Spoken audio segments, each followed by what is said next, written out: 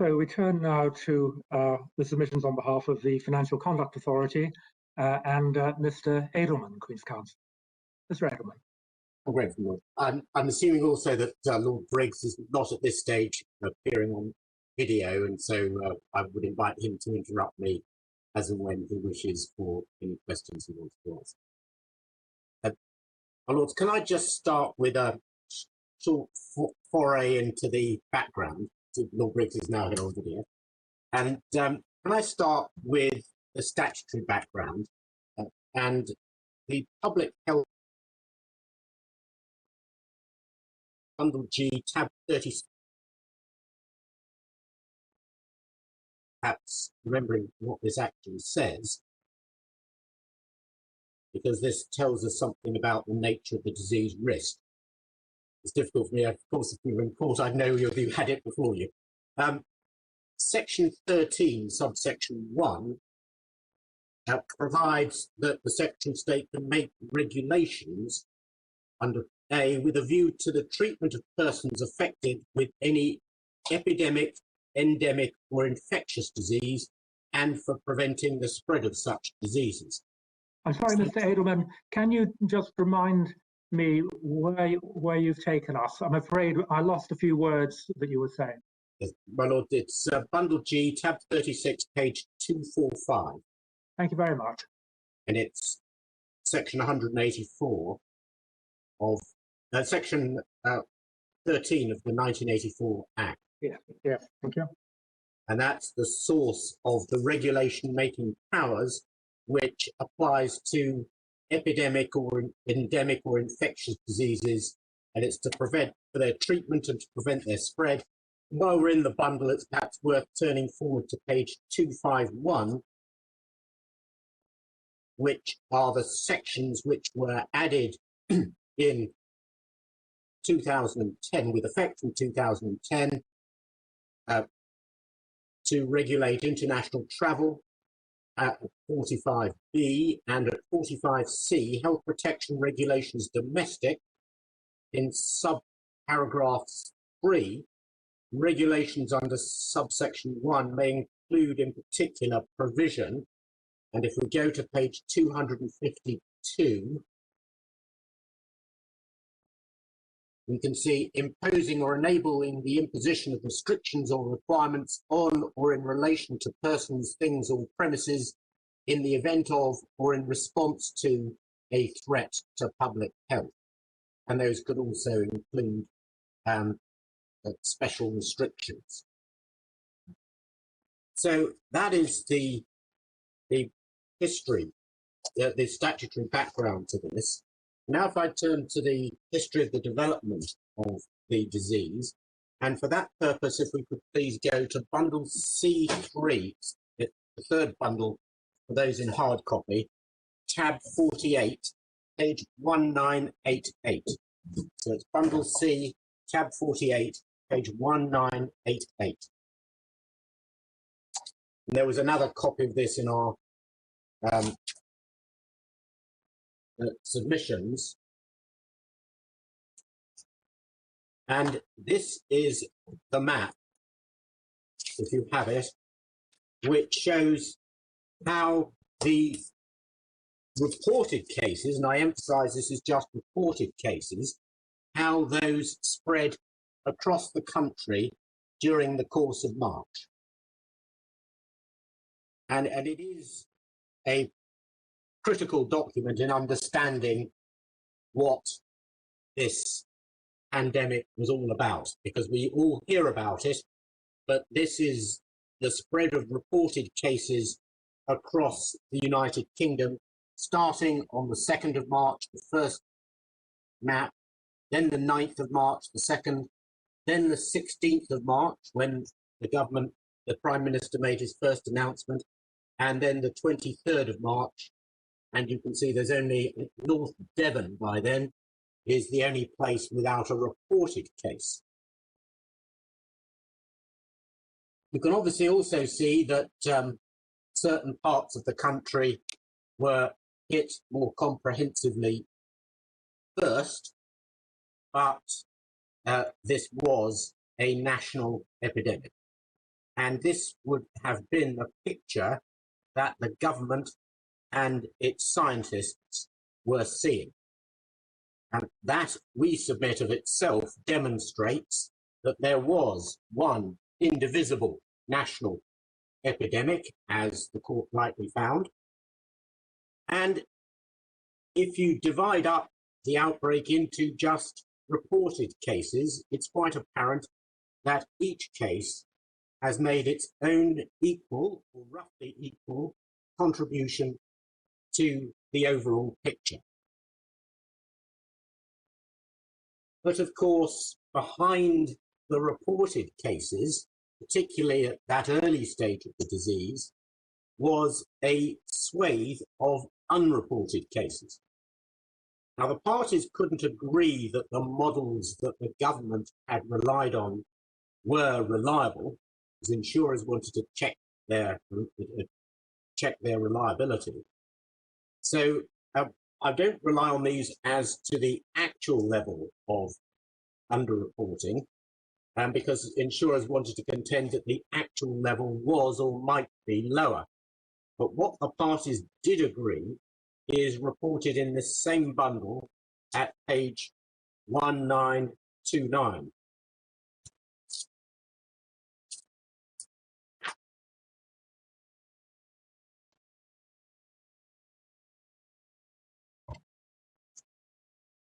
And it's paragraph 41. This is the language the parties were able to agree. The actual presence of COVID-19 in the UK in March 2020 would have been much higher than was reflected by the number of reported cases. However, the extent of the difference between the number of reported cases and the actual number of people infected with COVID-19 is not agreed. But just so that you can see what the estimates actually were, if we go to the next page, 1930, this just gives you a sense of the order of magnitude. I'm not relying on these as accurate figures, but just as the sort of ballpark as to where one of the government scientists were putting this. At paragraph 44, Imperial College report estimated that 2.7% of the UK's population had been infected with COVID as at 28 March 2020. Applying, in paragraph 45, applying the 2.7% infection rate estimated by the Imperial College report, correctness and accuracy and reliability which isn't agreed, to a UK population of 66 odd million, the number of people infected would be a fraction under 1.8 million. And then if we go to the Cambridge analysis, which is referred to in paragraph 47, and one useful illustration is on the next page at 1931, which is having a look at the east of England. And you can see they did projections as to the curve of the development of the pandemic. And they had a lower, median, and upper range, you can see on the graph. And the median range was that at the 21st of March 2020, in the East of England region, that's essentially the East Anglia area and around there, 89,000 cases.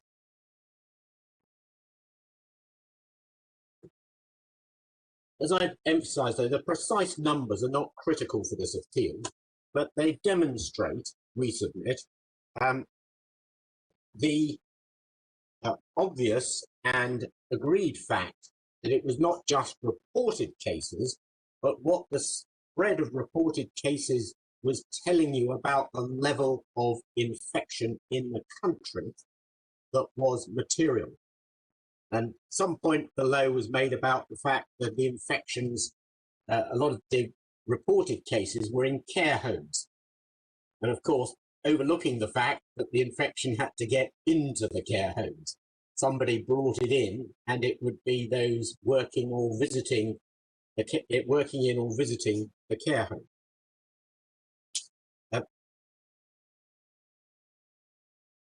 And so, unsurprisingly, with what has proved to be a highly contagious disease, on top of the reported cases based on the limited testing being done in March 2020 and the death data, was a known unknown, you'll excuse that phrase, of very substantial numbers of people who had become infected and who had infected or were capable of infecting others. And this is reflected in the minutes of the Scientific Advisory Group for Emergencies, SAGE, and we can stick with the that C bundle, if you've got that PDF or file still open, and that's tab 27, page 1773. I just want to show you some very brief passages there. If we start with this at 1773 is the 13th of March. And if we just go to the middle of the page, the situation update. And it says, paragraph 6, SAGE is keen to make the modelling and other inputs underpinning its advice available to the public and fellow scientists.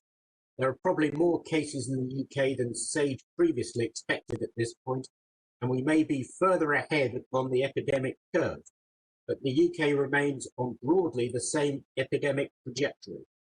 The change in numbers is due to the 5 to 7 day lag phase in data availability for modelling. That had progressed. If we move forward to 1778,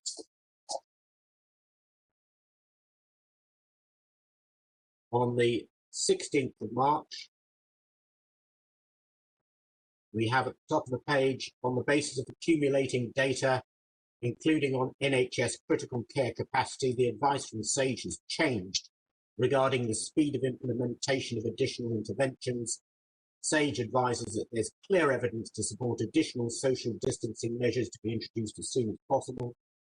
Then under the situation update, London has the greatest proportion of the UK outbreak. It is possible that London has both community and nosocomial transmission, i.e. in hospitals. It is possible that there are 5,000 to 10,000 new cases per day in the UK, great uncertainty around this estimate. UK cases may be doubling in number every 5 to 6 days, and the risk of one person within a household passing the infection to others within the household is estimated to increase during household isolation from 50% to 70%.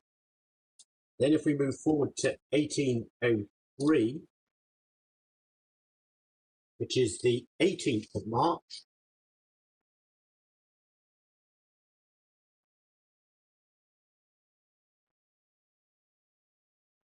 just over halfway down the page.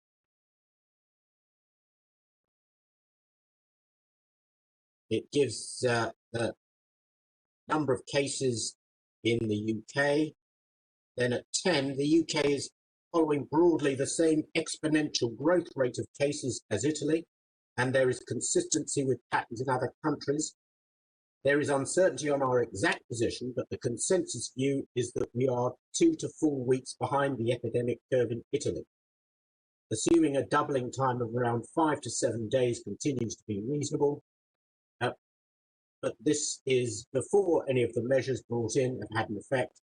These measures are likely to slow the doubling time, even if there is still an exponential curve. And then at 1837, the 23rd of March, the last of the minutes I'll be showing you.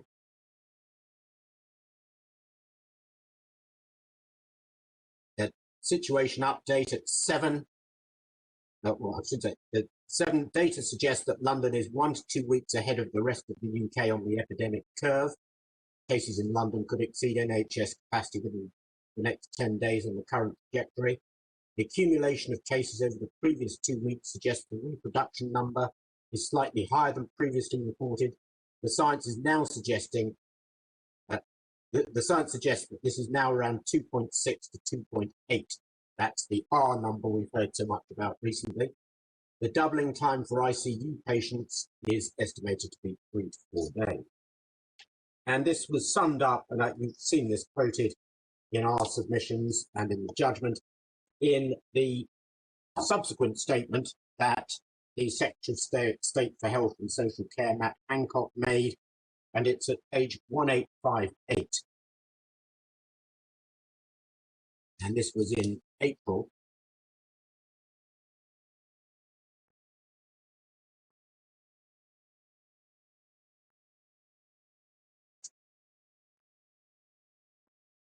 And he said there was a big benefit, I think, as we brought in the lockdown measures of the whole country moving together. We did think about moving with London and the Midlands first because they were more advanced in terms of the number of cases. We decided that we were really in this together, and the shape of the curve, if not the height of the curve, has been very similar across the whole country. It went up more in London, but it's also come down more, but the broad shape has been similar, which is what you'd expect given that we've all been living through the same lockdown measures. And it goes on to talk about the R level, and he says that in the last 3 lines, although the level of the number of cases is different in different parts, the slope of the curve has actually been remarkably similar across the country. So that argues for doing things as a whole country together.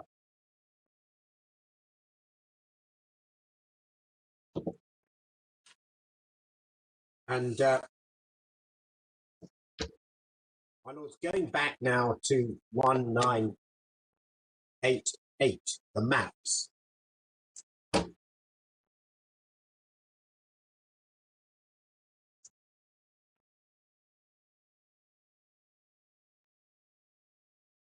As I pointed out, you can see that by the 16th of March, the reported cases, again I stress just the reported cases, were virtually everywhere in the country.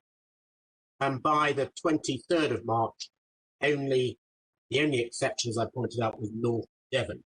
And one has to remember that with reported cases, one is very much looking at the tip of the iceberg, because of course, for every reported case, there will be countless unreported cases which may be symptomatic or asymptomatic.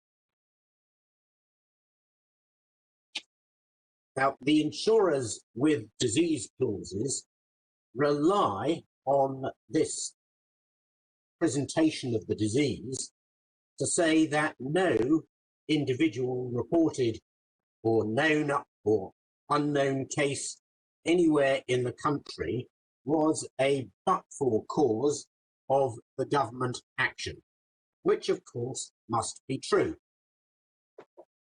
Because if you've got huge numbers of people in the country infected with the disease, you can take one away and it's not going to make a difference. And so, therefore, they say none of their policies respond, even though they cover the disease risk. Now, for those with 25-mile radius clauses, just for illustrative purposes, it's useful to look at the next page, 1989, tab 49. This is just an indication of 25-mile circles in the country. Of course, it's just fitting the country into 25-mile circles. Someone on the coast will have a chunk of their 25-mile radius in the sea, which is Mr. Keeley's trawler example, which he gets so excited about as being the entire answer to the case that might happen on a trawler off the Scilly Isles. But it does show, firstly, how large the 25-mile radius actually is. It's 2,000 square miles, just under. But it also demonstrates the artificiality of the points that these insurers are taking. Because what they're saying is that the government was reacting to the national picture and not any particular part of the pandemic. And if you select any one circle and assume no COVID cases within it, they say that there would have been no or reduced intervention in that area. But the government, they say, would have no cases in that area, but the government would still have acted and there would still have been an effect on the economy. The business in the area would still have been interrupted. So you can say, for example, the circle centred on Peterborough, and it's surrounded by a circle centred near to Leicester, and a circle in East Anglia, circle taking in London, and all around it. But if it so happened that in that Peterborough circle there were no cases, they would say that means on their but-for hypothetical, you assume no cases in that Peterborough circle, the government would still have acted because the whole of the surrounding area was infected with the disease. Unless, of course, there was some magic impermeable barrier which meant that the disease couldn't cross the circle, which of course we know isn't true. And then they say that for each of these circles, any circle you go to, they say, well, you assume there's no disease in that circle, but disease in all the other circles, the government would still have acted. And so no policy in the whole country pays, even though each one of them has countless numbers of cases of COVID within the 25-mile radius. And of course, if you have a 1-mile radius, you have far more circles, but the same point arises. Now, of course, an irony of insurers' submissions is if the outbreak started in one of these circles, for example, as a result of individuals bringing the disease back from a foreign trip, and it's initially addressed locally, there is cover caused for business interruption caused by those local measures. But on insurers' case, the minute the disease outbreak spreads, so it is both within and outside the locality, and more extreme measures are taken either regionally or nationally, then suddenly insurers are no longer liable to indemnify.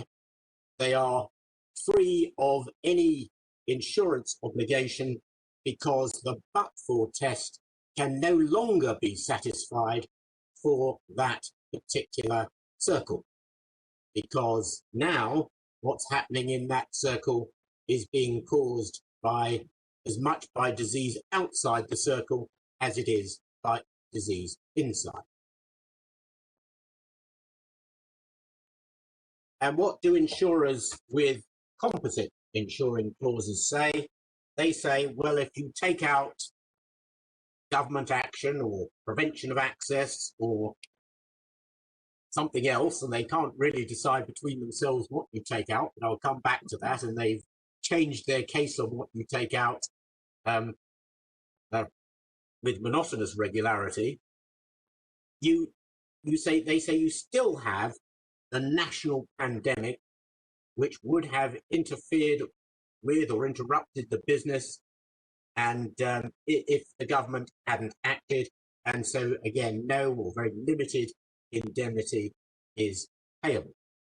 And so they again say, although their clauses refer to outbreaks of disease or an emergency, they say, but the fact is you have the emergency. So even if we take things out, you still have the disease or the emergency, and not one single policy in the country pays any indemnity by reference to the government action,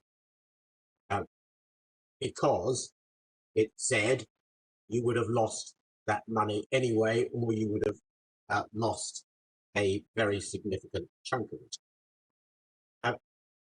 But of course, we have to recognise the reality that the government only acted as it did because of the national pandemic, and those composite policies required the action of the authorities to have been prompted by an outbreak of disease or emergency.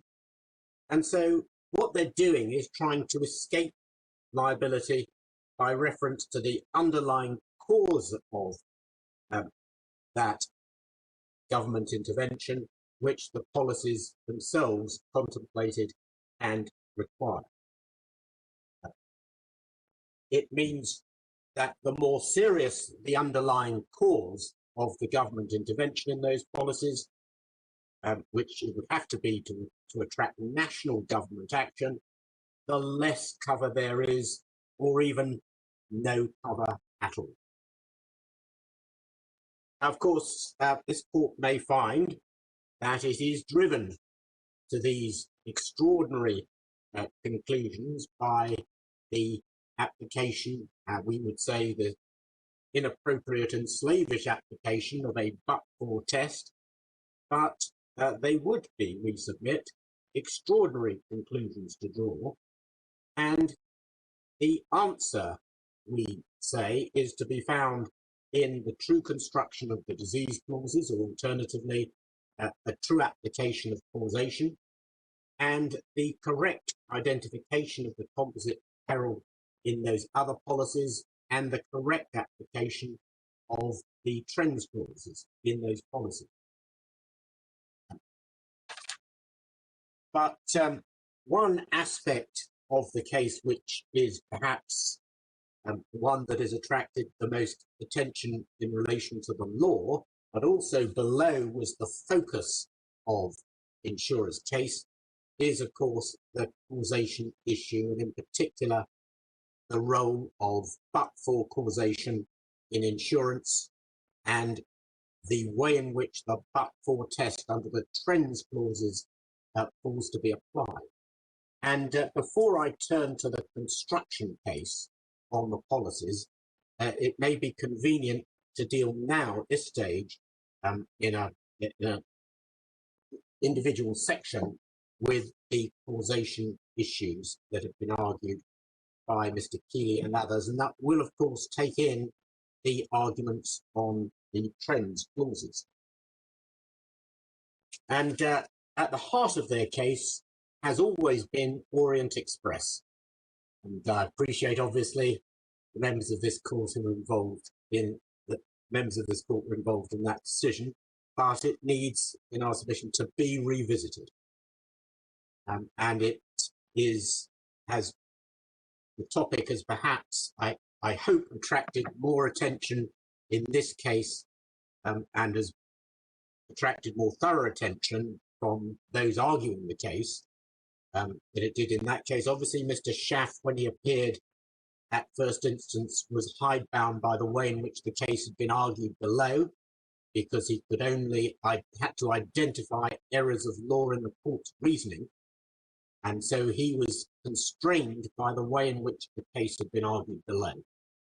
And so that is an important reminder as to the limitations on the decision in Orient Express, that it is that the argument was conditioned by that. Now, we have dealt extensively with the Orient Express judgment in our case, and because time is short, unless the court wishes me to, I hadn't intended to simply repeat the arguments that we've made in writing. What I want to do is just to highlight some points that we say Mr. Keeley has overlooked and the judgment overlooked in dealing with the issues. Firstly, Mr. Keeley overlooks, as with respect does the judgment in Orient Express, that the definition of the word damage in the policy actually encompassed its cause. It was defined, and I think you've seen this before, as damage except as excluded herein. That is part of the definition. And we say that that is shorthand for damage caused by any peril insured under this policy, because it was an all risks policy, and therefore damage except as excluded herein means damage by whatever fortuity, unless it's an excluded fortuity.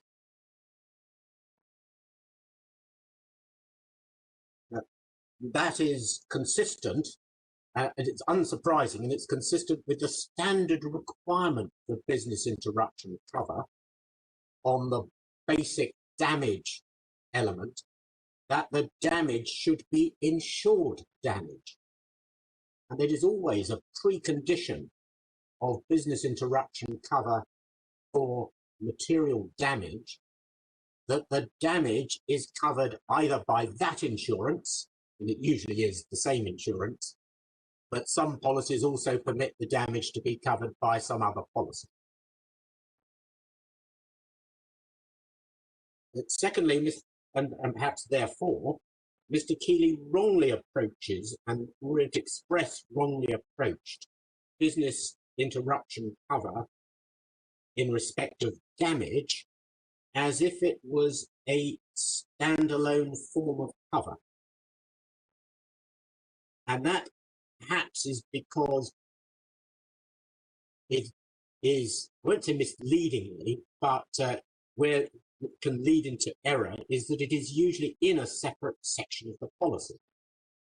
But one has to understand what the genesis of business interruption cover was, and our textbook extracts, which are referred to in our case, demonstrate, and common sense demonstrates, that what this is in reality is no more, when it's applied to damage, is no more than an extension of the scope of the indemnity for the damage caused by the insured peril, so as to encompass consequential loss. And you'll have seen references in the textbooks to the 19th century authorities that rejected claims by policyholders for their consequential loss following damage to their property by an insured peril. And the court said, no, the ambit of the indemnity is only the value of the property that's been damaged, and not your loss of profits arising from your loss of use of the property because it's been damaged. And the courts made that clear, that that was the limitation on property damage insurance. And so, unsurprisingly, a market developed for cover for that consequential loss. And if one views it that way, one understands entirely why the insured peril that causes the damage is part of the peril for the business interruption insurance. And in fact, you'll see in the authorities we cite that what this was originally called was consequential loss cover, and its label of business interruption cover comes in sometime later, but it's the same thing. It's just given a different description, and the earlier description would have given the greater clue to what was actually being done here in insurance policies.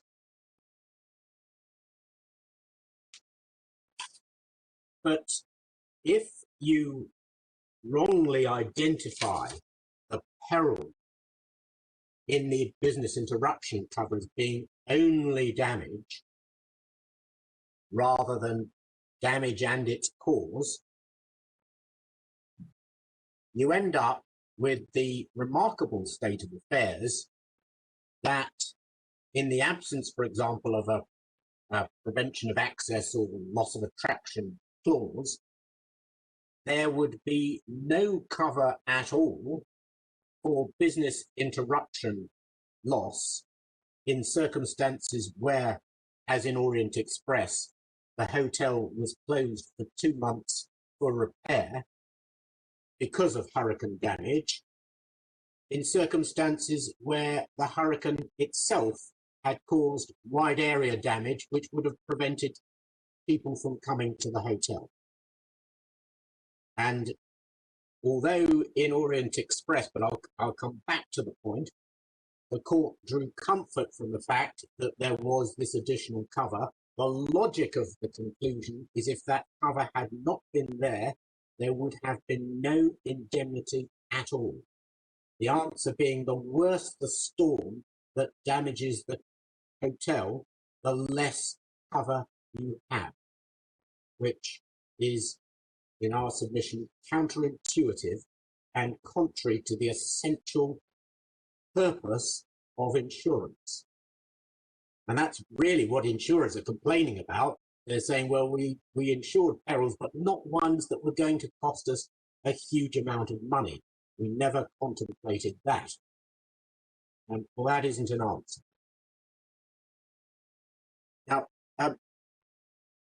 to escape, my third point is to escape the logic of the reasoning in the case that the same... Mr. Edelman, if I can interrupt, Lord Leggett has a question. Yes, I'm sorry. Fundamental problem, as I saw it and still see it at the moment in the Orient Express case, Mr. Edelman, was that the cover, although you could say the insured peril encompassed the hurricane, it only covered property damage to the hotel caused by the hurricane, an interruption from that. It didn't cover interruption caused by damage to other properties around the city. Quite. Now, I can see, however, that subject to the trends clause, which I know you're going to address, one might distinguish the present case, if you're right in your submission, that the national restrictions can be seen as a consequence of each individual occurrence of the disease, in which case the interruption has been caused by the occurrence. But can it's leaping ahead in my notes, but I have no problem with that. The answer to the point my lord made is this.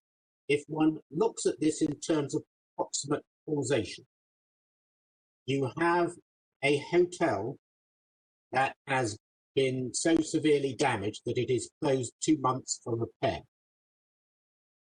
You also have wide area damage, if I can call it that, as a shortening. There are two concurrent causes of the hotel being unable to accept guests. The first is that it's so severely damaged it needs to be closed for 2 months for repair. The second is the wide area damage.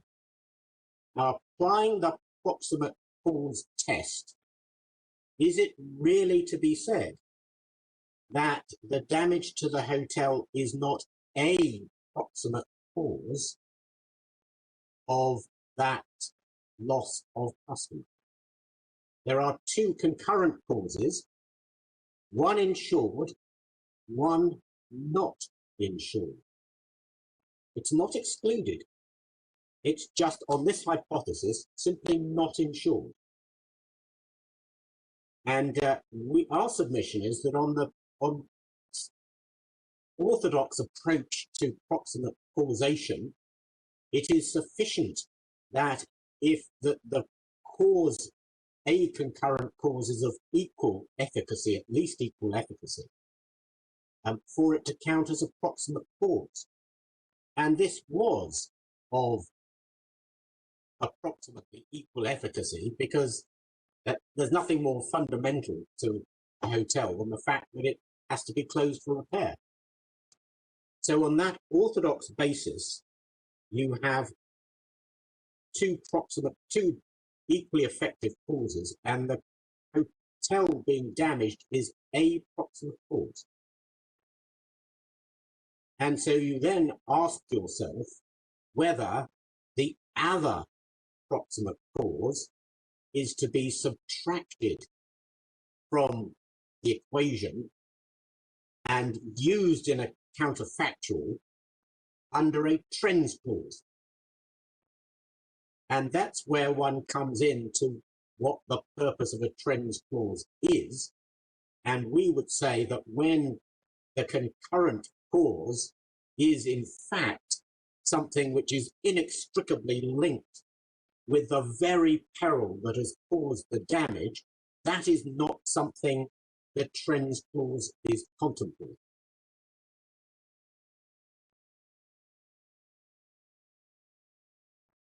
Although I appreciate the court below distinguished Orient Express, as mentioned, it is important to understand Orient Express and if necessary, identify where it went wrong. And you obviously, much respect as I can, but I'd have to say I do say that it was wrong, and it was wrong for a number of reasons. If you follow through the logic of it, this was a point I was going to come to anyway, which Mr. Keeley has yet to grapple with, is adequately anyway, is how one rationalised not giving indemnity by reference to the damage to the hotel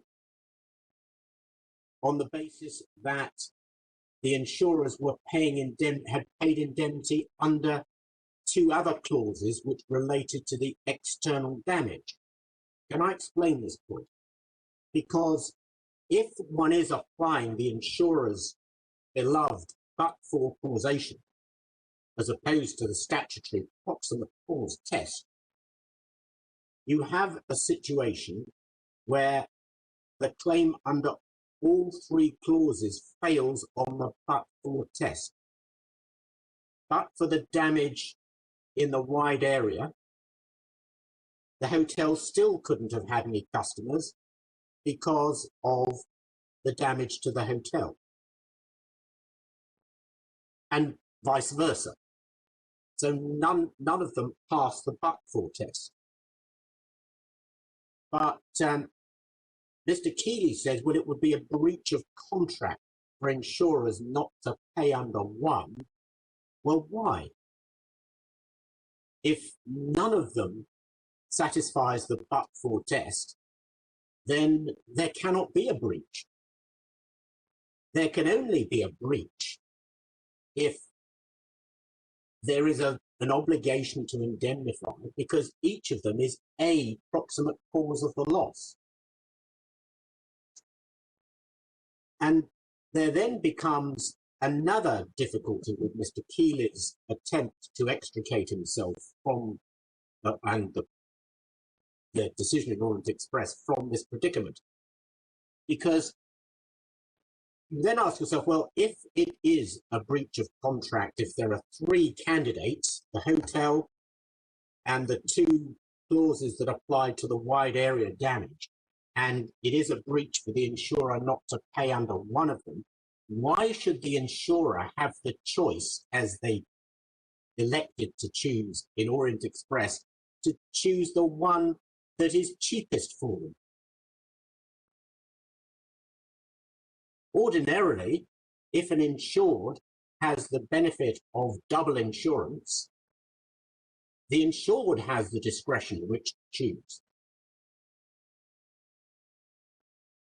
So the answer in Orient Express ought, on Mr. Keeley's analysis, ought to have been that the insured was entitled to choose.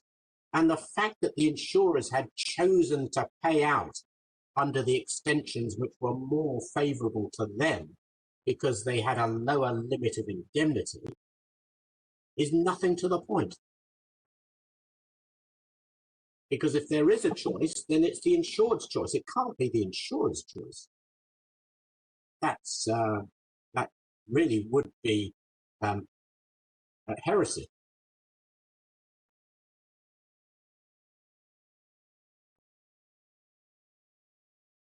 And the only way one rationalizes this is, and this is why it's important to understand how it is rationalized. You rationalize it on the basis that the primary causation test on the basis that one does the orthodox thing in proximate causation, which is to identify whether something is the or a proximate cause.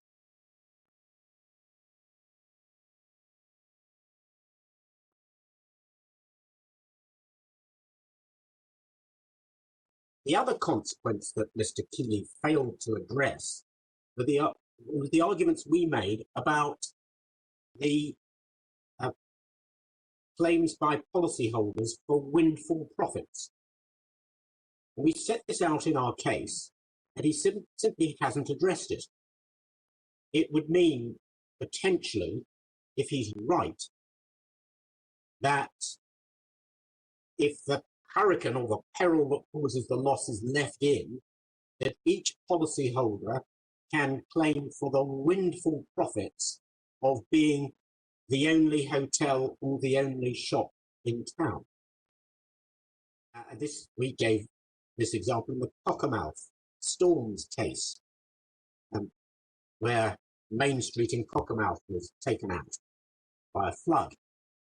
And if each shop is entitled to say, well, the hypothesis is that we remained undamaged, but the flood was still there, they would be the only open shop in town. And no doubt for that reason, without any competition from any other shop, able to charge extortionate prices. It's even more so in the Orient Express case with a hotel that can charge premium prices for all the construction workers who are now having to come to the area to repair all the damage. And it's not just the Orient Express hotel. Every single other hotel in the region would fall to be indemnified on the windfall profit basis, because they would be the hypothesis is they are the only hotel left standing in a hurricane devastated region.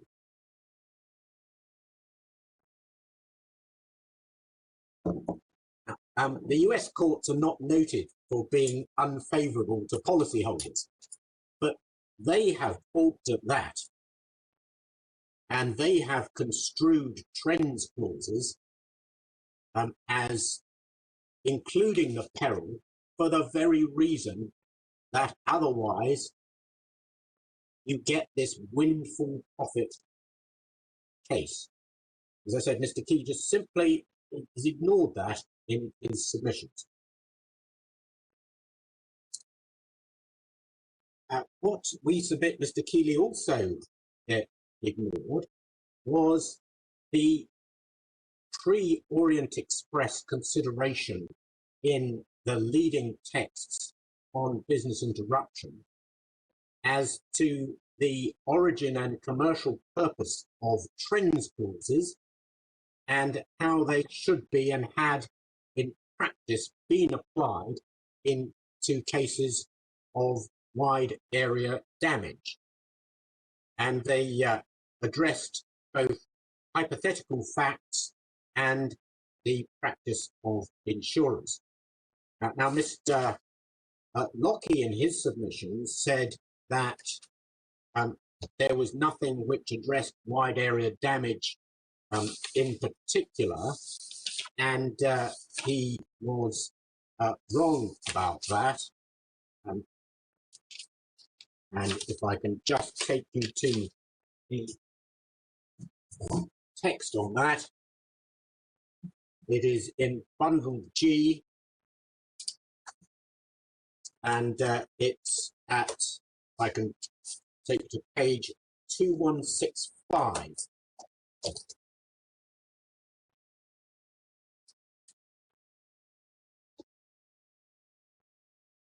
And this is sideways on in my hard copy, so I hope it's legible for you in yours and not sideways on. This is, it's tab 106 for those with a hard copy. It's an extract from a 1990 book by Hiscox, who is one of the leading authors on business interruption, and it's interruption insurance proximate loss issues. And I have a hunch that this wasn't referred to in Orient Express. At the foot of page 27, the second page of the double page copy, paragraph 34, it said this is under the heading of 32, area damage. That the attitude of English courts in insurance cases has to be considered. It is well known that they do not accept technical frustration of policy cover by an unintended exclusion, especially if this is not apparent at the time the contract was arranged. The principle of good faith applies equally to the insurers as well as to the insured. And this has been made clear by Castellane and Preston, Carter and Byrne. And then he says at 35, Appendix A case studies 4 and 5 outlined what is considered to be the UK market intention of the cover given, and which it is considered would be adopted by the courts if it was ever submitted to them. And if we go to page 2170,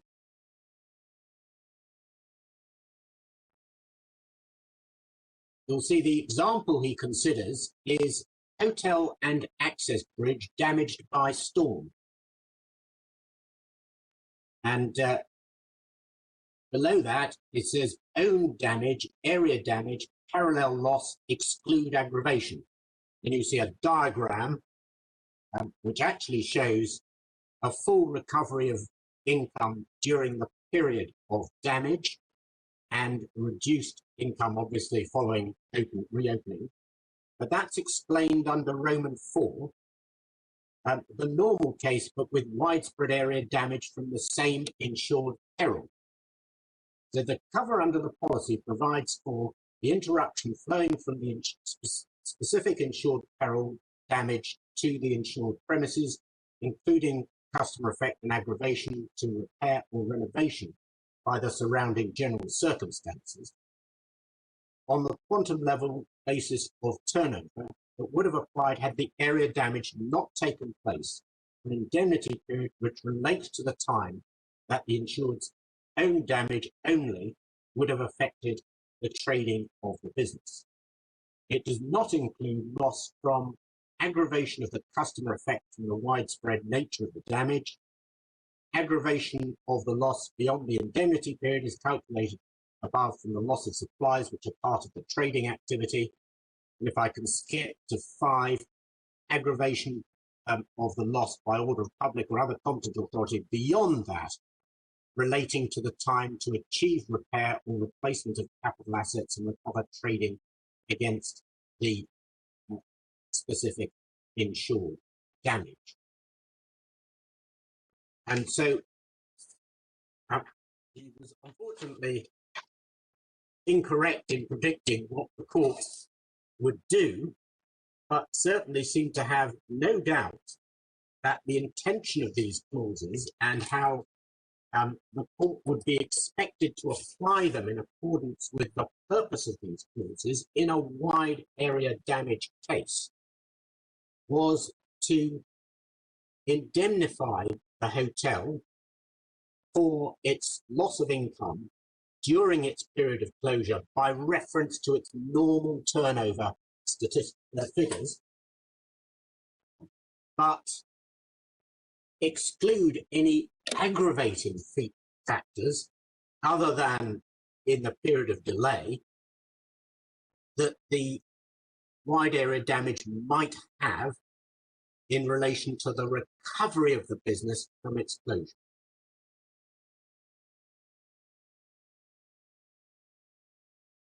And what we see from the commentaries on Orient Express, which are cited in the judgment at paragraph 528 at page 178 in bundle C,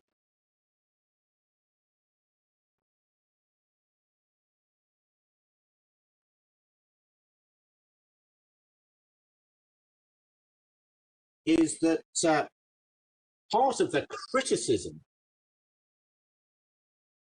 of the Orient Express decision was that it wasn't in fact in accordance with the practice of the insurers. And the example was given was how the insurers had settled the Cockermouth flood. The insurers didn't seek to argue that none of the businesses would recover, would have been closed and effectively a building site for approaching 6 months anyway. And that was the point he made. Now, of course, subjective intentions, I accept, are not relevant, but what we're dealing with here is the commercial purpose of trends clauses. And it reads a bit quite apparent from the textbooks what the commercial purpose is, that it is to deal with the extraneous things in the world that would have affected the business. The example that was given in court was the restaurant that is affected by a fire, but the head chef of this Michelin star restaurant had given in his notice a week before, or was about to give in his notice in any event and did so the week after the fire. Those sort of unrelated to the peril events. Strikes, lockouts, as it happens so frequently, fortunately now, but that sort of thing, which are extraneous to the insured peril. And that's what that textbook was talking about, and that's how this all developed. And so we don't shrink from saying that Orient Express has construed and applied trends clauses without regard to their true commercial purpose, and that also infected the reasoning on causation, because the judgment of my Lord Amlin on the causation section, when one goes to the reasoning, on a number of occasions refers to the trends clauses as support for applying but-for causation at the primary proximate cause stage. But in fact, when one has concurrent causes which are associated with the same peril, the trends clause isn't dealing with that at all. That's not what it's there for. And so you can't use the trends clause, as was used in the case, as a rationalization or justification for applying but for to proximate cause. And we gave in our case an example of the Unsfield explosion. And for those of us who live on the north side of London, will remember being woken up by a large bang and seeing a huge cloud of smoke. And there was, in fact, a warehouse about 800 meters away, which was badly damaged by the explosion. And the logic of the argument that insurers run now and that was adopted in Orient Express is that there would be no or very limited indemnity for that warehouse for its loss of turnover because of the effects of the explosion on the surrounding area.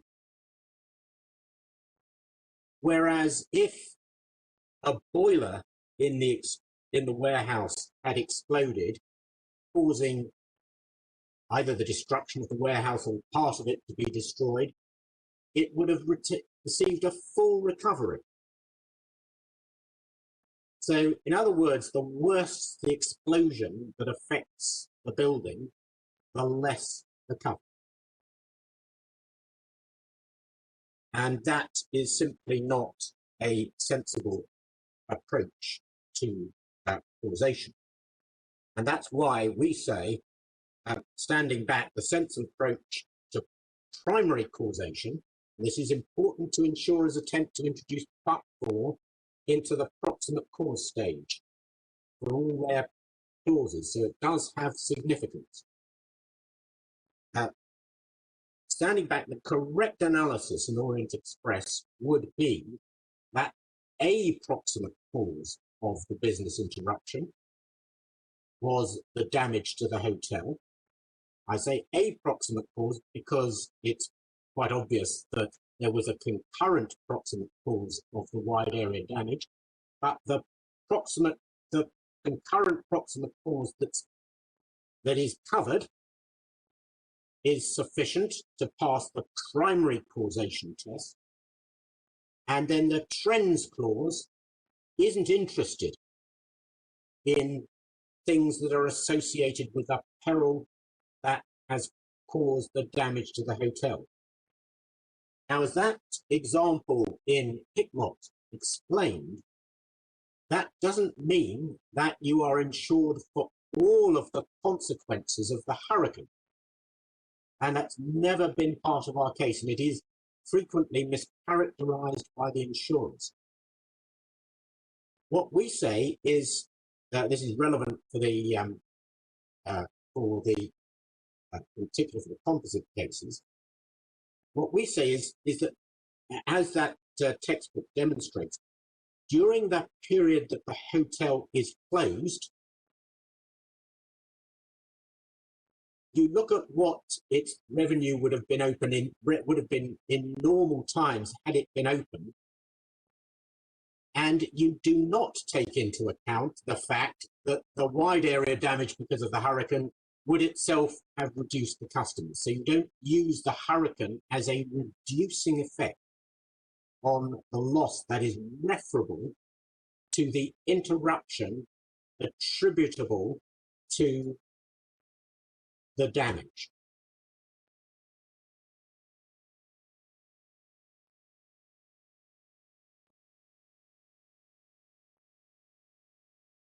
And that is, we say, the correct approach as a matter of law and construction to proximate cause and the trends clauses, and it's equally applicable to this case. Now that leads me on to Mr. Keeler's attempt to support a but-for test at the primary causation stage, because he needs that to overcome my concurrent cause argument.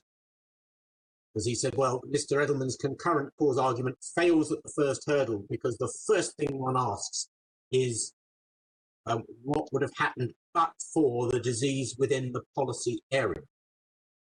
And the authorities he refers to for that proposition, with respect, do not support it. Endurance doesn't say anything about but for. It's merely the basic purpose of an indemnity to make good the loss, but it doesn't say anything about concurrent causes of loss. The high watermark of his submissions appeared to be, was below the Blackburn Rovers case, which Mr. Keeley did refer to briefly in his submissions. We've dealt with it fully in our case. We've explained in our case why it doesn't support his submissions. He's not answered. And it's because there isn't an answer, because the court actually did apply proximate cause, and there's a fleeting reference to the but-for concept in relation to the question posed by a particularly worded exclusion. But the court started with and returned to the proximate cause test and answered it by reference to that. But what we said in our case is not question. My Lord Hodge refers to the but-for test in passing in the McCann case. It doesn't appear that there was any argument about the point. The case didn't turn on it. And we say, with respect, it doesn't reflect the way that insurance cases deal with it. One new case Mr. Keeley referred to was Reicher and Borwick, and a passage in the judgment of Lord Justice Lindley at pages 831 to 833. That case was about whether the sinking of a ship as it was being towed to dock for repairs was indemnifiable in circumstances where the vessel had collided with an underwater hazard and been temporarily repaired, but that repair failed during the ordinary conditions of the journey, no perils of the sea. If you read the judgment, you'll see that Lord Justice Lindley resolved the issue purely on the basis of proximate cause, holding that the original conclusion was a proximate cause of the sinking. And if you read the other two judges, Lord Justice Lopez and Lord Justice Davey, they exclusively referred to proximate cause. What in reality has happened here is that Mr. Keeley and his legal team have trawled through the totality of insurance cases on proximate cause, looking for a fleeting reference to a judge using but-for language, and have said, this is it, this shows you that but-for is an essential part of a causation test. But on analysis, the two main cases, right, the Blackburn Rovers case and Reicher and Borwick, simply do not support it. It's fair to say, wouldn't it, Mr. Edelman, that in the vast majority of insurance cases, the cause is going to be a but-for cause. That's the normal situation. And you're then going to be looking for, like in Reicher and Borwick, how far back can you go for the insured event still to be a proximate cause? That's a typical insurance inquiry. So one might find language used that is talking about but-for just because that is what the normal situation is and probably what the facts of any particular case are. Quite hard to think of many concurrent cause cases in the insurance context. Doesn't mean that principle doesn't apply. Well, certainly Mr. Justice Butcher, who was the author of a chapter on causation in one of the insurance textbooks, was struggling with the concept that insurance law has a two-stage test. And what we would submit is that the proximate cause test is the statutory test, and it is applied in a sensible way. And that may mean that on the facts of the case, that a cause which is not a but-for cause fails to be a proximate cause, but the test remains, is it the or an effective cause of the loss? And one has to bear in mind what it is that insurers are trying to do.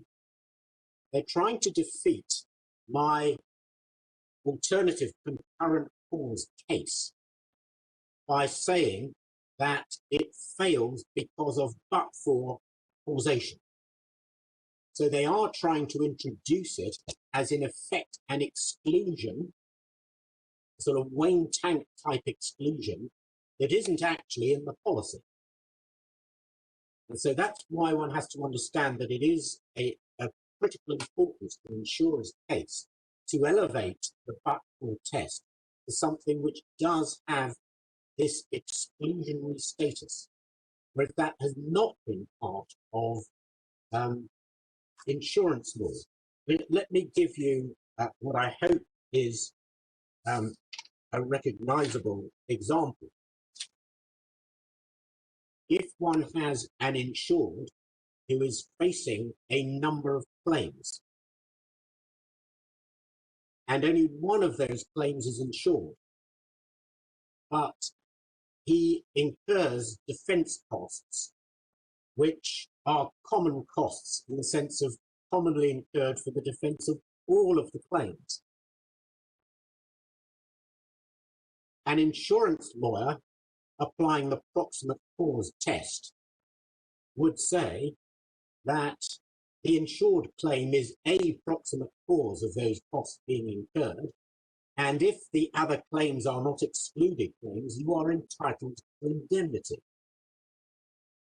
And that is what I would call the standard application of the proximate cause test. And there are authorities to that effect. That is what happens with defence costs. It's no answer to say that the insured was also facing uninsured claims. You can't prorate the costs. It's all or nothing. But insurers would say, but for if you assume that you hadn't had the insured claim against you, you would still be incurring the costs. And on that logic, there is no indemnity. Now, one may understand that that sort of principle is relevant if you are awarding damages to someone for an injury they've suffered, and they would have suffered the injury anyway for some other reason. But that is why you can't import into the law of insurance principles that are recognizable and applied outside of insurance, because they have different, because one's dealing with a different type of contract. It's a contract that insures against particular risks occurring, and the principle on which the law has operated is if there are concurrent causes, one of which is insured and the other one is uninsured but not excluded, you're entitled to cover. And there's a case that we cite in Australia, the Federal Court of Australia, McCarthy, where the insured was facing 39 claims by lenders. It was one of these mortgage cases. But 3 of them did not involve allegations of fraud, were therefore covered by the policy. There was an issue about whether or not they were excluded. But the insured was entitled to indemnity for all of the common costs on the basis that 3 of them were insured. And that is, there's nothing unorthodox or surprising about that. And that of itself demonstrates that but for causation isn't going to be it isn't a basic hurdle that an insured has to cross. We needn't enter into the debate about whether it is or isn't. In the common law for breaches of cautious or contractual duties, there are arguments about that, and we've cited some authorities which say that this is all a creation of academics and that courts don't actually operate that way. But certainly, yes. The challenge laid down by Mr. Keeley for you, Mr. Edelman, was whether there is an example of a case in the English authorities where proximate causes found but for causation would not be satisfied. But all the defence cost cases, all the common costs, defence cost cases, because in all of those cases, the cost would have been incurred but for the insured element of the claim. Is there a decision you can show us to that effect? Well, I don't think they're in the bundle, but they are. I mean, most recently, it was considered by this court in Zurich and IG, where Zurich was held liable for all of the costs of the defence of the claim, even though and on the hypothesis that this was on the hypothesis it was a Guernsey claim, and so it was only liable for the exposures. It was only liable to indemnify for the contribution to risk during its period of insurance. And the insured was facing claims for a whole range of, I think it was 27 years of exposure, only 6 of which were insured by Zurich. And Zurich would have been entitled to say, well, if but for those 6 years when we were on risk having been included in the claim, you would still have incurred these defence costs. So our 6 years was not a but for the defence of the claim in respect of those 6 years was not a but for cause of the defence. And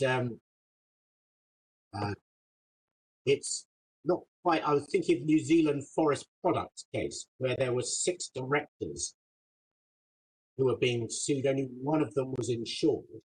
I think that may be a different point. I think that was the question whether it was for the benefit, the insurer had to pay the indemnity, even though the costs were also for the benefit of the other directors. But certainly that's been the principle.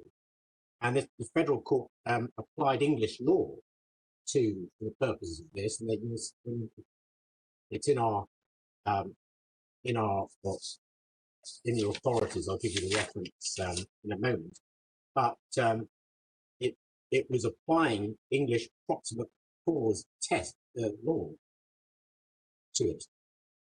And so these, and it would be startling if the insured, in the example I gave of 6 claims, let's say 6 claims only, 1 insured, 5 uninsured, and the insurer to be entitled to say, well, but for the insured claim, you'd still have faced the uninsured. Because that would be introducing into the policy an exclusion that isn't there. It would be Wayne Tank by the back door.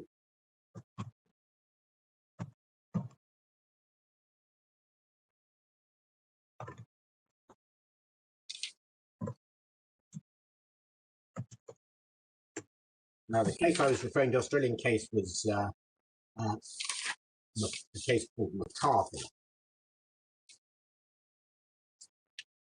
Lord Briggs has a question for you. Mr. Edelman, can you hear me all right? Yes, I can. Is this possibly an illustration of a wider point about legal tests, such as but-for causation? That they are good servants, but occasionally poor masters. I have in mind that we all used to think that you applied for the purposes of quantifying damage, in contractual cases anyway, a breach date principle.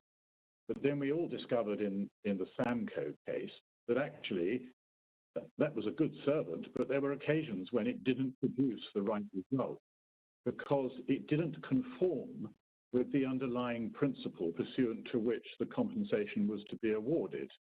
And I'm just looking at but-for in this insurance context.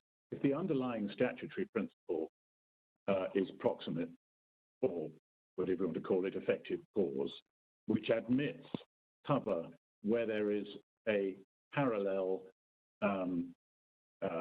interdependent or independent, we haven't got there yet, but where there are multiple proximate causes, then in that particular, perhaps unusual context, the but-for test as a tool in the process of quantification in the trends clause may be a poor master.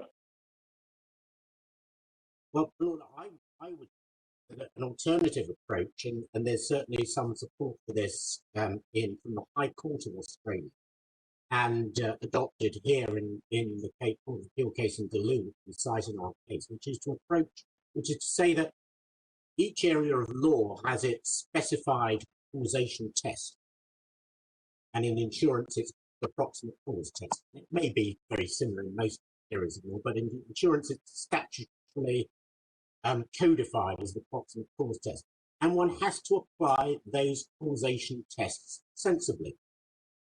Applying them sensibly may, on occasion, involve the application of but-for, but that would be because it was the sensible thing to do in that case. And it's the problem comes if one, this is why I accept what someone said, the problem arises if one treats the way in which one answers causation questions as involving a series of exam questions, a series of hurdles that have to be overcome. That then leads you into error, because you start approaching something which should be a standing back and making an assessment of the facts as A caused B, or as A cause of B. It stops you doing that and starts you on a series of multiple choice questions, which may not lead you to the correct answer.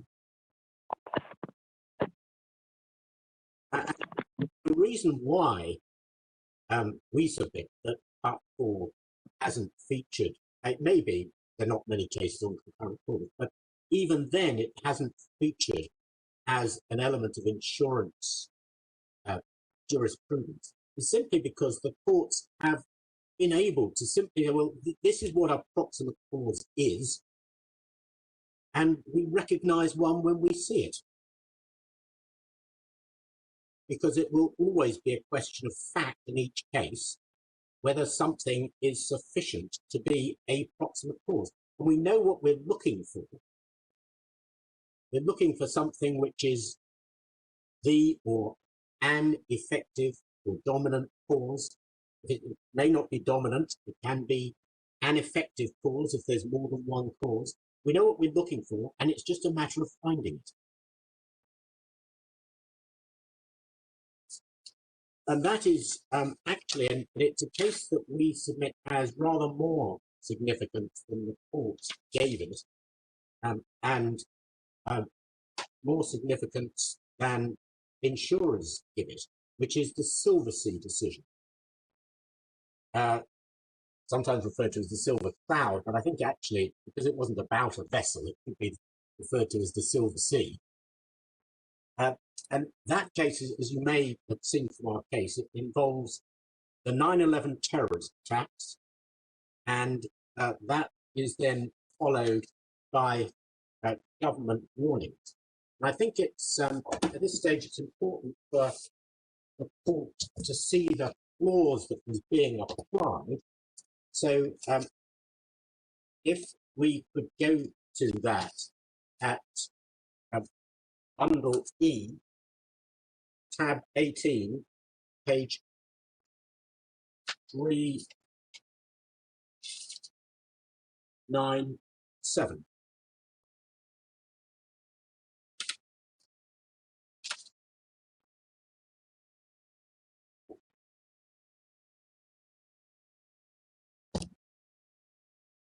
See that the cover under A2 was for loss of anticipated income and extraordinary expenditure incurred to cover the ascertained net loss resulting from a State Department advisory or similar warning by a competent authority regarding acts of terrorist activities, whether actual or threatened.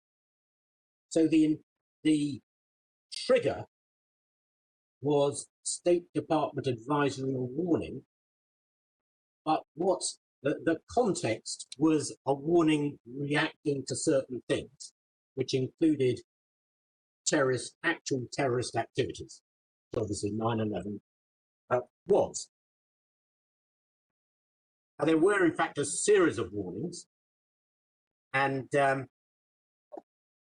it's right that of course each warning was dependent on the occurrence of the terrorist attacks, but the terrorist attacks necessarily came first, and their effect was not specifically, was not the final element of the trigger. It was part of the causal chain, but it wasn't the final element in the equation.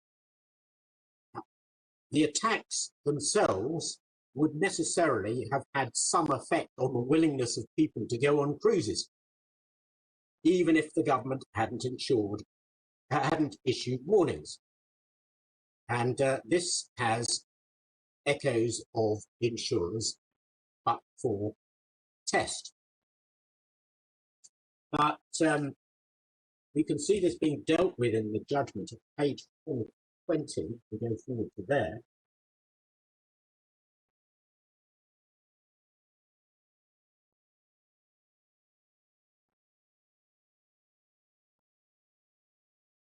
The paragraph 67, insurers' pleaded case was that any diminution in business after the 11th September attacks was attributable either wholly or an overwhelming part to reaction to the attacks themselves rather than to any official warnings issued in their aftermath. Exactly the case that insurers are putting here, saying, well, what we insured was the warnings, but the customers would have stayed away anyway because of the attacks. In support of this case, they relied on the expert opinion of Mr. Brian Gibbs. And you'll see that at the end of the paragraph, he said deterioration demand was caused primarily as to 80 to 90% by the terrorist attacks themselves, only to a much lesser degree, 10 to 20% by the State Department advisories and similar warnings. The judge says, Mr. Justice Tomlinson, from the outset, this approach struck me as unreal. If we go to the next sentence, it's simply impossible. This is where the judge, maybe the court below gets it, simply impossible to divorce anxiety derived from the attacks themselves from anxiety derived from the stark warnings issued in the immediate aftermath thereof. In relative terms, very few people will have any knowledge of the attack apart from what they learn of them from the media reporting. And they talked about images of aircraft had a profound impact, but few people will watch coverage of that sort without also being exposed to the warnings and the media exposition of the warnings which swiftly followed. Part of the media coverage of 11 September was the dissemination to the American public of warnings from the US government and other responsible authorities. And he then continues at the foot of the page in relation to Mr. Gibbs. He accepted it would be difficult for Simon to consider 9/11 divorced from the media coverage of 9/11. Top of the column, however, I think the logic which compelled that conclusion similarly compels the conclusion that it is impossible to divorce the effect of the warnings from the effect of the events which they so swiftly followed. So impossibility of dividing things up is something that was taken into account and is properly taken into account. He then goes on to say, a few lines down, Dr. Gibbs acknowledged that there was undoubtedly an interactive effect between, on the one hand, the attacks, and on the other hand, the warnings. Notwithstanding that interaction, he thought it was possible to separate out the different factors and assign to them a different weight in terms of their impact on decision making. And this is an exercise that insurers are suggesting, in this case, that loss adjusters would be doing.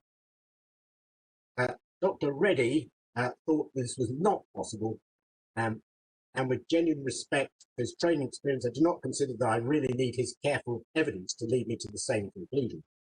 I'm also afraid unable to regard the attribution of the relative cause and effect in percentage terms as anything other than arbitrary. Dr. Reddy could not understand how those percentages could be derived, and nor can I.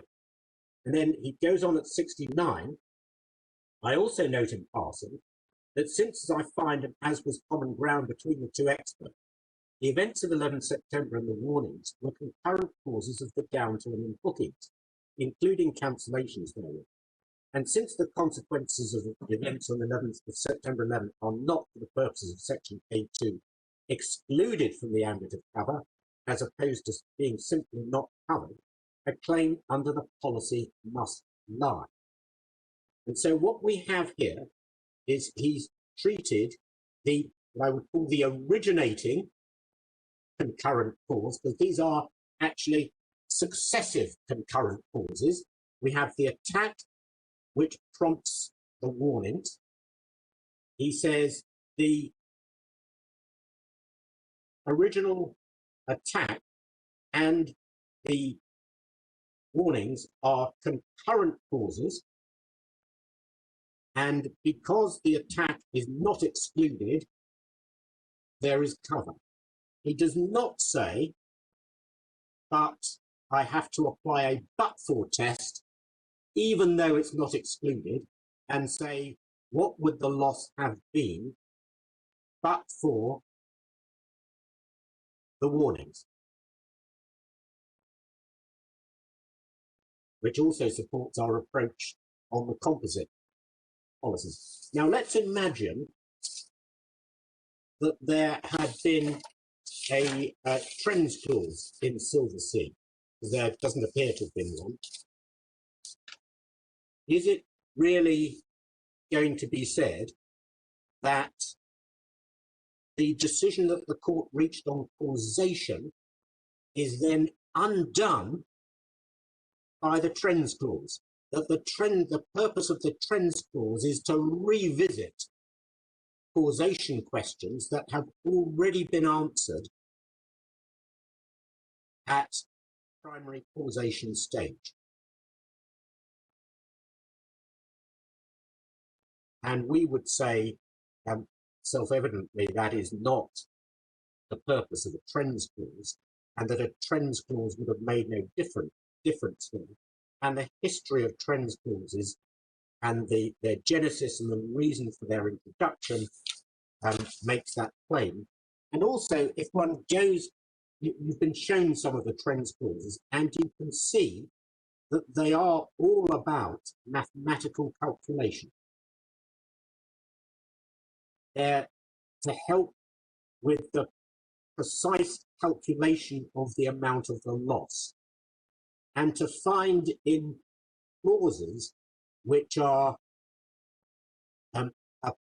looking for calculations of standard revenues, standard gross profit, and so on, to find in and making tweaks to those figures so that they reflect what the reality would have been, because that's what those clauses are doing. They're trying to say, well, what we're trying to do is recreate the real world, real normal world situation, and in that, to recreate that mathematical exercise that those clauses are focusing on, somehow revisits and reintroduces the causation. We say it's just fundamentally wrong. And we also say that Silver Sea is a good example of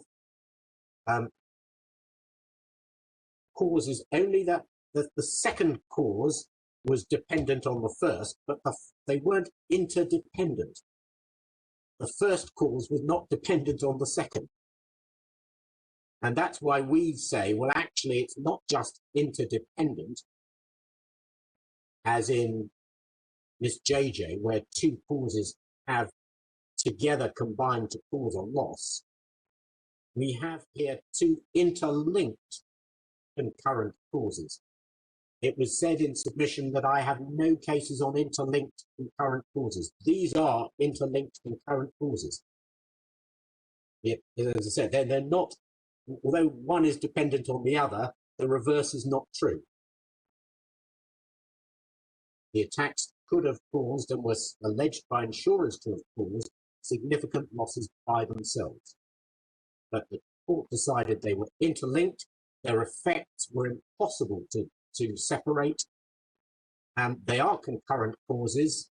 The attacks are not excluded, and they are contemplated by the clause.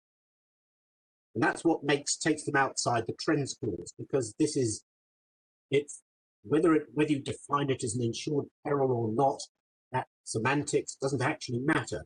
It's the precise thing that the clause contemplated would be the trigger for something else to happen and cause loss. It's the unusual thing, the out of the ordinary thing. It can be a 9/11 attack, it can be an emergency, it can be an outbreak of disease.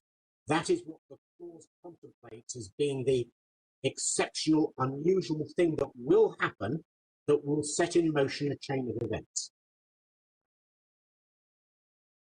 And trends clauses are looking for things that are normal world things, like the chef leaving, like a strike somewhere, because they're trying to recreate the normal world.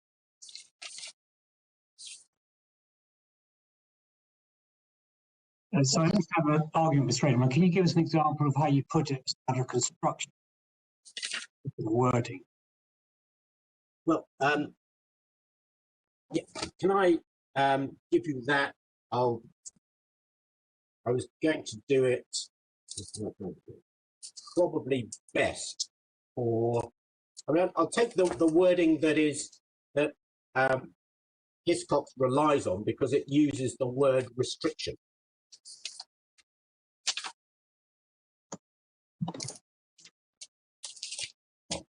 So I'm not going to do what insurers do and take the one that is easiest for me, as Hiscox tried and others insurers tried to do. So I'm just taking this around. I hope this is going to be a good example.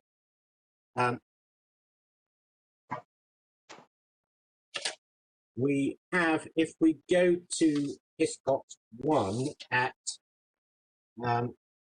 it's under C1 tab 6 page 380,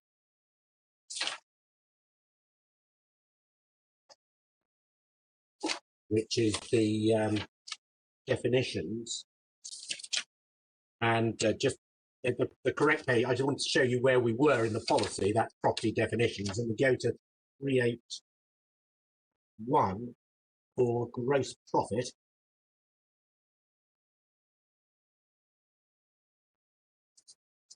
And gross profit is the difference between the sum of your income, closing stock and work in progress, and the sum of your opening stock, work in progress, uninsured working expenses. Definition of insured damage.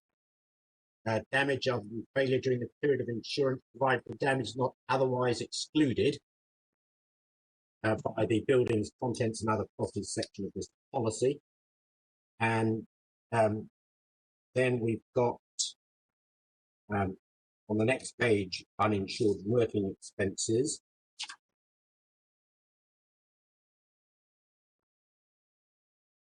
Then on the following page, we've got the insurance cover, 383, sorry, 383. We've got insure you against damage during the period of insurance. And we know this is an all risks cover. Then we go to page 399 for the business interruption cover.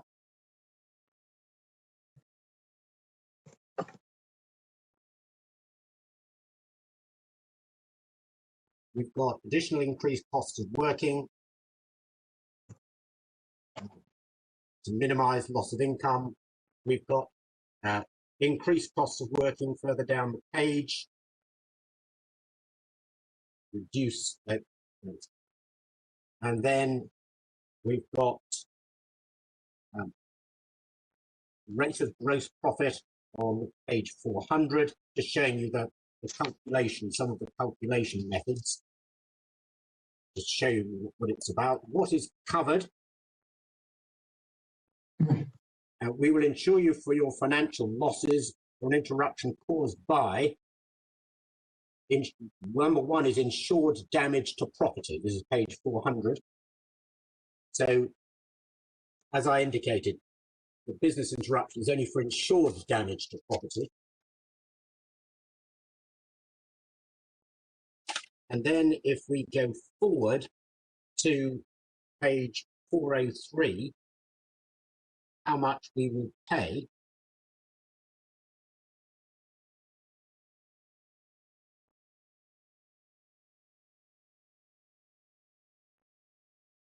Loss of income, the difference between your actual income during the indemnity period and the income it's estimated you would have received during that period, or if this is your first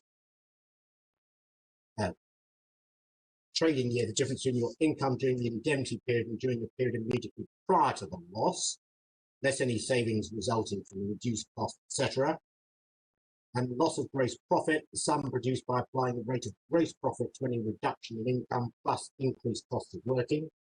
Then at the foot of the page, business trends, provided you advise us of your estimated annual income or estimated annual gross income if applicable, at the beginning of a period of insurance, the amount insured will be automatically increased to reflect any special circumstance and trend affecting your activities before or after the loss. The amount we pay will reflect as near as possible the result that would have been achieved if the insured damage had not occurred.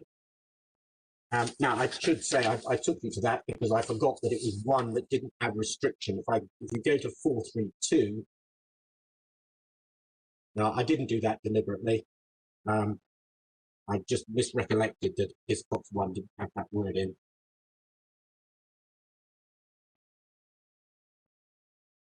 You'll see the trends clause is insured damage or restriction had not occurred.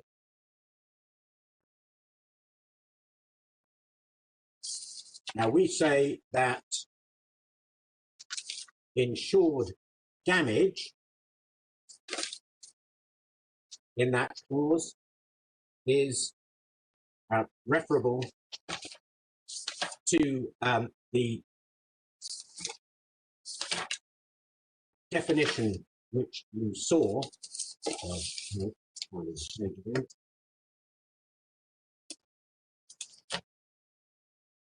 which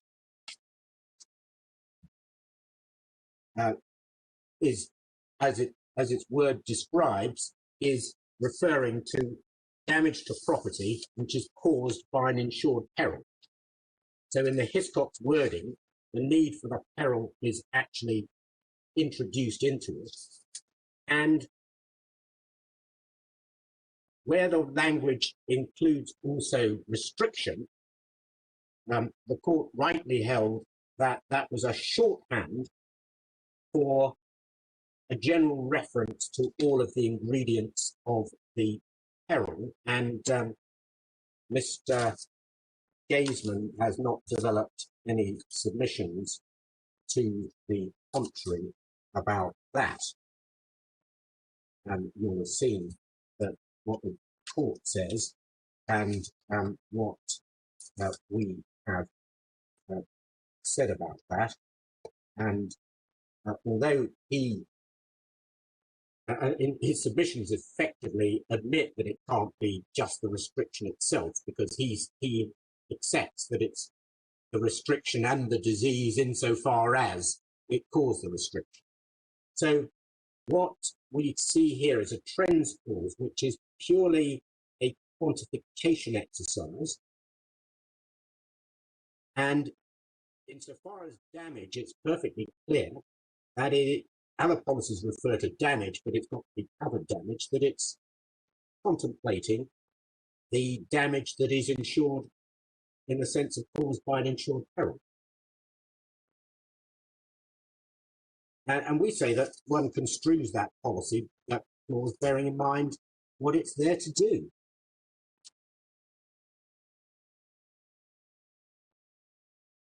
What is it trying to do? Is it reopening? You know, let's go back to the trends clause.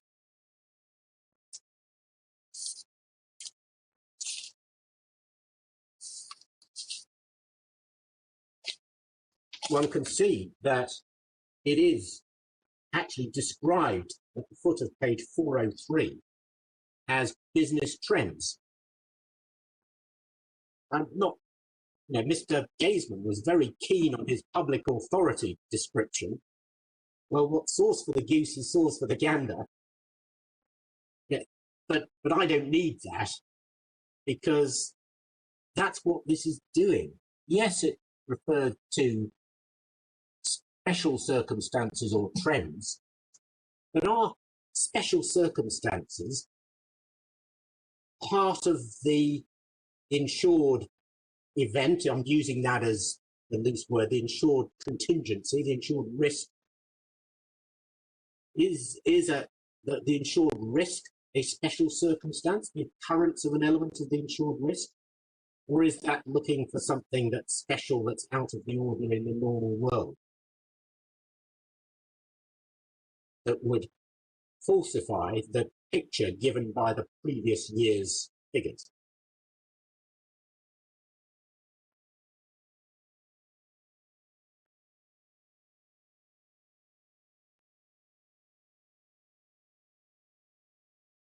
one possible way of looking at it, Mr. Edelman, that when you're asking, well, what would have been achieved if the insured damage hadn't occurred, you've got on a reasonable construction, you say not just to take out a very narrow view of the insured damage, but take out, as it were, what wouldn't have happened if you hadn't had the insured damage, so to speak, the inextricably surrounding circumstances.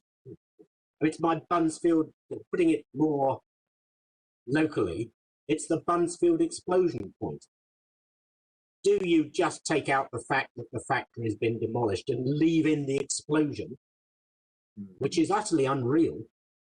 You know, a warehouse 800 yards away from an exploding oil refinery is what we talk about unrealistic hypotheses. Is somehow miraculously left standing. Well, in fact, it's unreal, isn't it, in itself? No. A bar. The point really is, isn't it, that you want to put an interpretation on the trends clause that aligns it with the effects of the insuring clause in the policy, including the causation element of that. That's right. You're trying to make a coherent framework. You're trying to understand what this is getting at consistently with the insurance, as what the insurance is aimed at, and so as to make it a sensible construction. And that involves certainly, and we've never shied away from this, a but-for element, but it's always a question of but for what? And is it but for something that is either the peril that's caused the damage, or in our composite peril cases, part of the required sequence of things that must happen? You must have an emergency, which must prompt government action, which must prevent access. The starting point of all that is that you've got something unusual or exceptional that's happened. It's the equivalent of a storm, really. A storm can pass you by without causing damage, but it may cause you damage. Here you've got an emergency which has caused, which is such a serious emergency that it has caused government action, which has prevented access.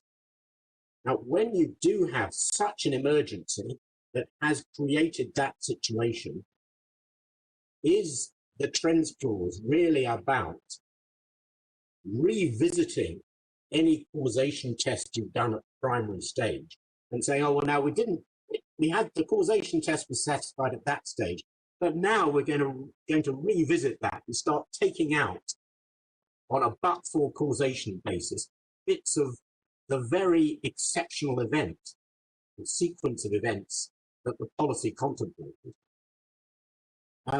That doesn't fit with the purpose and structure of the policy.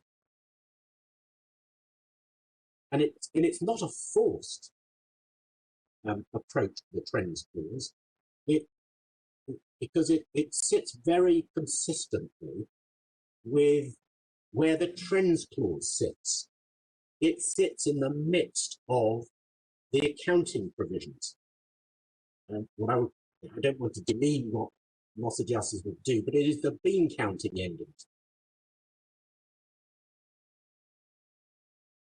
where what one is trying to do is to create a realistic figure for what the business would have earned. That's what the trends clause is trying to do. It's just trying to get a realistic figure for what the business would have earned. But in what circumstances? We say in the normal world, taking into account the ordinary vicissitudes of business life, that your key employee might walk out the next day, that a competitor might open up next door.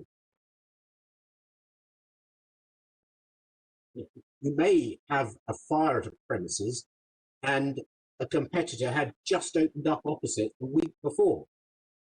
Well, obviously a loss adjuster is going to say, well, there's a special circumstance here. Your revenue from last year is not going to be a reliable indication of what your revenue would have been in the post-fire period, because you're not comparing like with like. You're comparing the period without competition to one where you have competition on the other side of the road.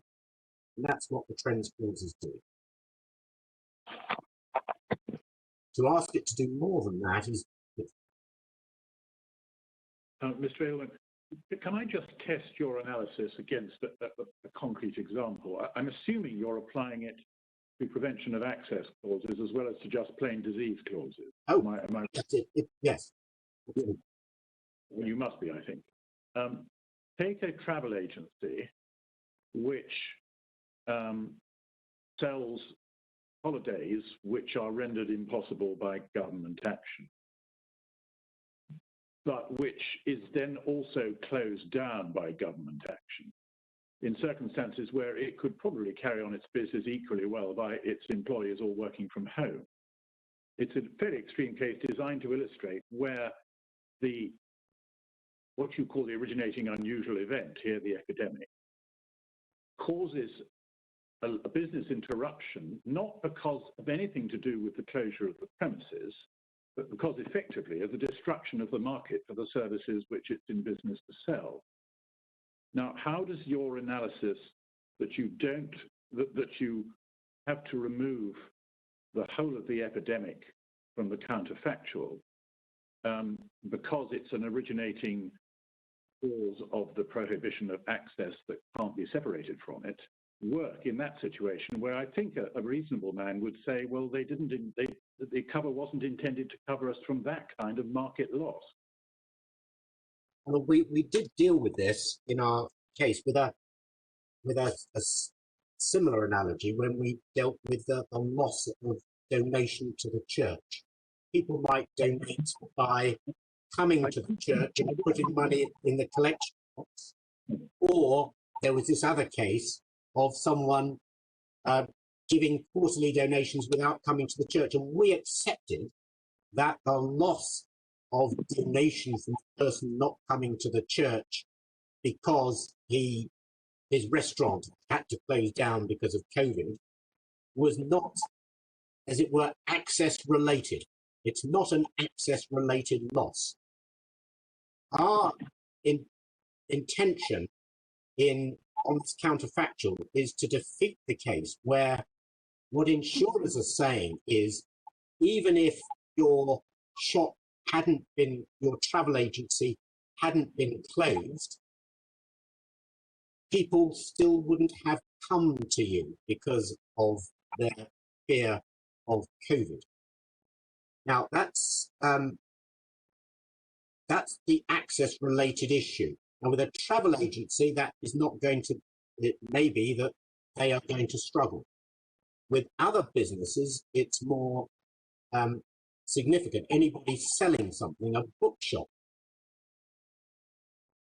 When people can't come to the bookshop and buy books because the bookshop is closed, insurers want to put into the counterfactual that people would not have come to the bookshop anyway because of the epidemic, restrictions of movement on them, and or their social distance, whatever. They say the epidemic would have caused you, caused those people not to come anyway. That's what we want to exclude from the counterfactual. And it is a mischaracterization of submissions to say that we want everything in, because the first thing the insured has to do is to prove what, in a sense, its access-related losses were. And what insurers are trying to do is to say, well, those may be your access-related losses, but you would have had access-related loss. You'd have had those losses anyway, because people, because of the pandemic, people wouldn't have wanted to come to your shop. Which is a different question to the one I would ask. So, I'll stand to be corrected by those instructing me, but if there was a loss of holidays anyway, and that's not access related, then that would be difficult to see how that is anything to do with prevention of access. Thank you. But what the insurers try to do is they say, oh, Mr. Edelman is wanting us to give indemnity for all COVID losses. That's not what I'm submitting. I'm saying you just, when you've got your prevention of access losses, you don't reintroduce the effect that COVID would have had on those access-related losses. It then just becomes a concurrent cause of those insured access-related losses, and the trends. It's because it's the contingency that the policy was contemplating. It doesn't fall to be excluded.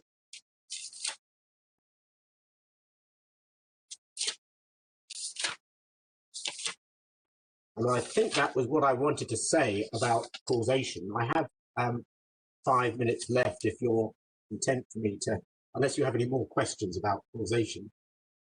Although I've taken a long time on it, in a sense it answers quite a lot of the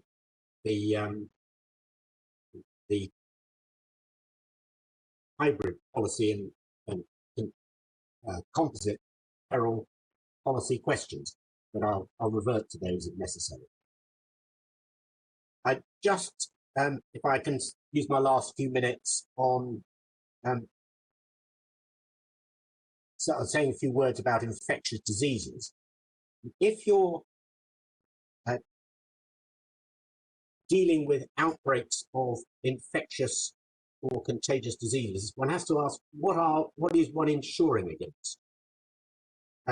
Firstly, if you're dealing with something occurring not at the premises, but at some distance from the premises, whether it's 1 mile or 25 miles, you are necessarily not addressing something that would of itself directly affect the premises. Rather, you must be contemplating something something else happening which affects a wide area and has an effect on the business, in a sense, indirectly, most obviously through the reaction of the authorities, but it could also be the reaction of the public. And I say indirectly because it's not the disease itself that affects you. Something happens in the middle. It's public reaction, authority reaction to the disease that then affects your business. So we're talking about contemplation of indirect effects of the outbreak to its effects on the authorities or third parties. Furthermore, none of the policies that you've seen impose any restriction on the geographical scope of any such reaction, for example, by the authorities. There's nothing that requires or contemplates the reaction to be confined in its effect only to the relevant policy area, and it must be contemplating at least potentially a wider scope. The critical point for coverage purposes is whether that affects the insured in the way required by the policy. And secondly, I think I can just squeeze this point in. The part of it anyway, the character of the disease risk. The policies that address the disease risk are confined to notifiable diseases, and we've looked at the definition of that. These are diseases that are singled out for special treatment in the public health legislation and in the policies because of the health risks they pose and because action by the authorities which could impact the business may be necessary to deal with the impact of the disease and prevent or minimize its further spread. At the forefront of these health risks is, of course, the risk of the disease being an epidemic. And I say at the forefront because that obviously is the most catastrophic form of the outbreak of the disease that can occur, but that is within the range of the peril that is contemplated by the policies that refer to a notifiable disease. I think it'll be 4 o'clock in about 10 or 15 seconds, and I won't have time, I think, for another point. So, my Lord, if that's a convenient moment, it's the end of that sub-point. Yes, certainly that is a convenient moment. Well, we'll look forward then to hearing you further tomorrow morning at 10:30, and in the meantime, we'll adjourn.